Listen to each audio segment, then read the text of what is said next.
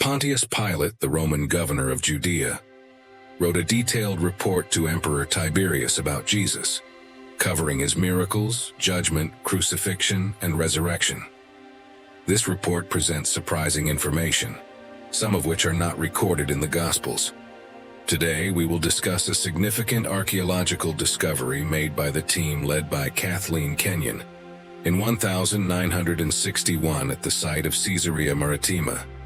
To begin with, it is interesting to mention a document known as Acts of Pilate.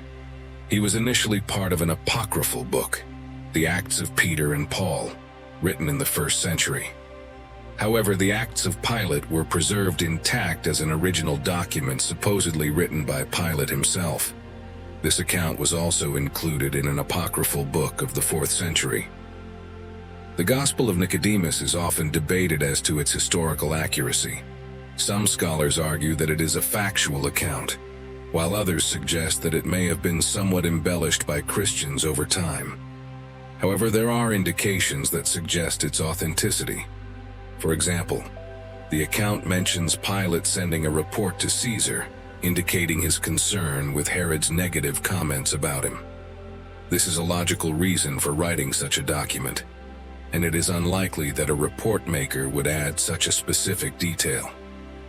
In 138 AD, the ancient father of the church, Justin Martyr, wrote to the Roman Emperor Antoninus Pius, explicitly mentioning the report of Pilate. This suggests that the report was widely known already in the 150 AD, and possibly was in the imperial archives in Rome for the emperor to read. A part of the text of Justin Martyr describes the events after the crucifixion of Jesus, including the soldiers casting lots through the garments of Jesus as described in the Gospels. Another church father, Tertullian, relates a story that Tiberius Caesar himself considered adding Jesus to the Roman pantheon of deities. These accounts suggest that at least for some ancient historical figures, the existence and events surrounding Jesus were recognized and discussed, adding credibility to the accounts found in the Gospels and other early Christian writings. The existence of the report of Pilate is a cause for controversy, because there are no records of it in the Roman archives. However, its importance is highlighted by the fact that early Christians and even opponents of the Christian faith regarded it with great esteem. The letter of Pontius Pilate to Emperor Tiberius is a crucial element in understanding the events surrounding the crucifixion of Jesus Christ. Its relevance is even more evident by the efforts of the Emperor Maximian in 311 after Christ, who tried to create a falsified version of the Acts of Pilate to undermine the influence of Christianity. This suggests the significant impact that Pilate's original account had within the Roman Empire. We seek to investigate this document through a detailed analysis of the words of Pilate and provide comments on its historical context. We begin with the first lines of Pilate's letter to Emperor Tiberius. Pontius Pilate to Emperor Tiberius, greetings. The recent events in my province were of such magnitude that I felt the need to detail them as they occurred. I cannot fail to express my concern because it seems that the gods are no longer in our favor. Sometimes I even regret the day when Valerius Gratus left the government of Judea. Jerusalem, in particular, proved to be a difficult city to control, with its people prone to upheavals and impending revolts. The passage in which Pontius Pilate expresses his concerns about the defense of Jerusalem reveals an alarming situation. He reports having only a centurion and some soldiers to protect a city known for its unrest and potential for rebellion. This suggests that the Roman authority in the region was extremely precarious.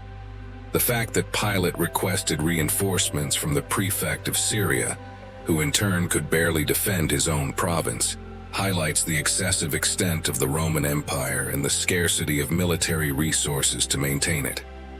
This situation raises concerns about the sustainability of the empire and the possibility of its imminent destruction. The words of Pilate echo the frustrations of his predecessor Valerius Gratus, who also faced difficulties in ruling Judea. The lack of available troops highlights the fragility of Roman control in the region and the challenges faced to maintain order. Moreover, Pilate's apprehensions about the consequences of the excessive expansion of the empire and the inadequacy of military resources foreshadow later events in the narrative. These concerns shed light on the broader context of history and highlight the challenges faced by the Roman Empire at that time. Pontius Pilate's concerns probably influenced his decisions, including his handling of the judgment and crucifixion of Jesus. As we examine the document more thoroughly, we will discover how the shortage of troops played a key role in Pilate's decision to order the crucifixion of Jesus.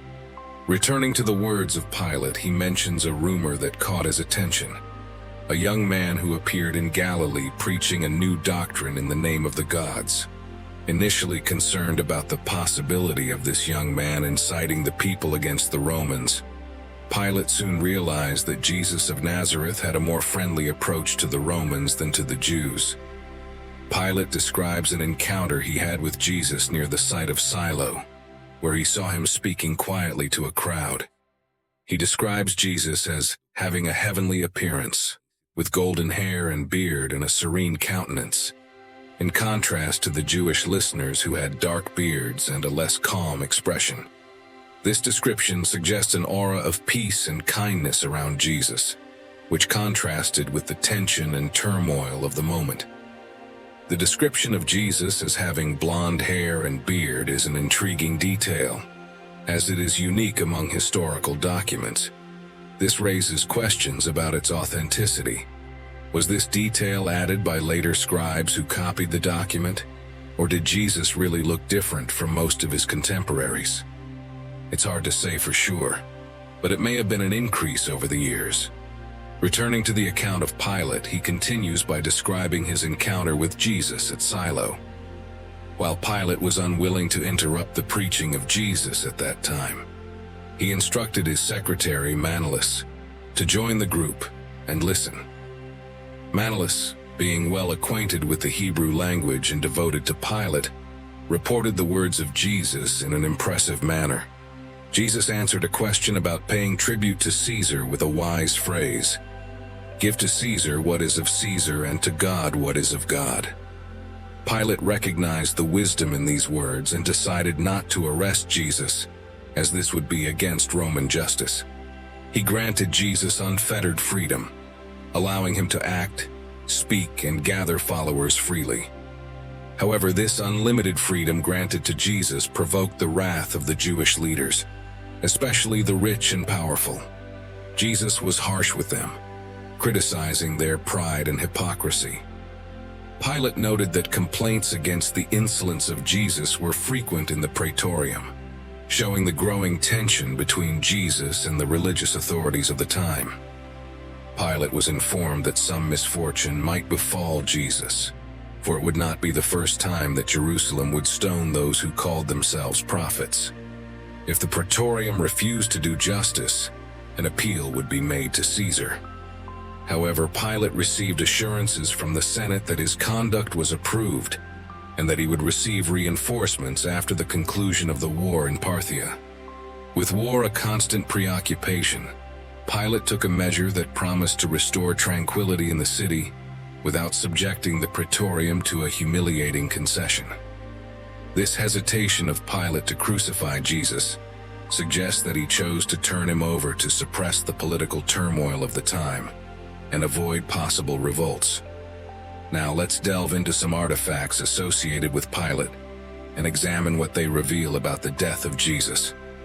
One of these artifacts is the Pilate stone, also known as the Pilate inscription, an ancient artifact discovered in 1991 near Caesarea Maritima in Israel. This stone is a dedicatory inscription on a limestone block, and it is significant because it provides archaeological evidence of the existence of Pontius Pilate, the Roman governor of Judea mentioned in the New Testament accounts of the judgment and crucifixion of Jesus. The inscription on the Pilate stone says, "To the divine Augustus, this Tiberius Pontius Pilate, mayor of Judea dedico." This is a dedicatory inscription on a limestone block and is significant for providing archaeological evidence of the existence of Pontius Pilate, the Roman governor of Judea mentioned in the New Testament accounts about the judgment and crucifixion of Jesus. Caesarea Maritime, situated along the Mediterranean coast of Israel, was a significant ancient city and administrative center during the Roman era. The Pilate stone was found reused in the staircase of access to a theater on site.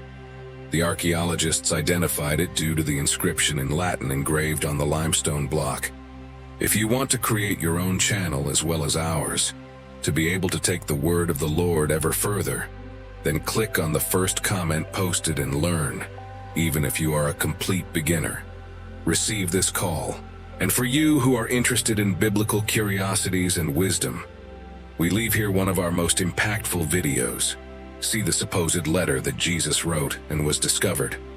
Click and follow. Thank you for your attention, and may you remain under the grace of God. See you soon.